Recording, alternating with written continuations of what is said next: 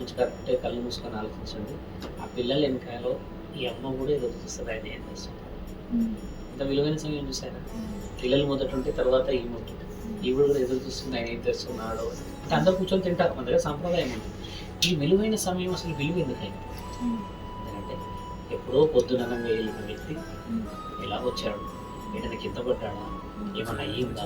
తిన్నాడా? లేదా? నీళ్ళని తాగాడా? ఆ చొక్కా అంతా, ఆ బుట్టలు అంతా మంచిగా పెట్టుకున్నాడా? లేడా? పోయిన దగ్గర పని అయిందా? పని కాలేదా? గొడవ ఏమైనా అయిందా? అవరోధం ఏమైనా జరిగిందా? ఇన్ని ఆలోచన చూస్తున్న ఆ ఆడబిడ్డ మైండ్ పోయిన వ్యక్తి కంటే 1000 రెట్లు ఆలోచిస్తది. ఈవిడ టైమ్ బాంబ్ ఇక్కడ.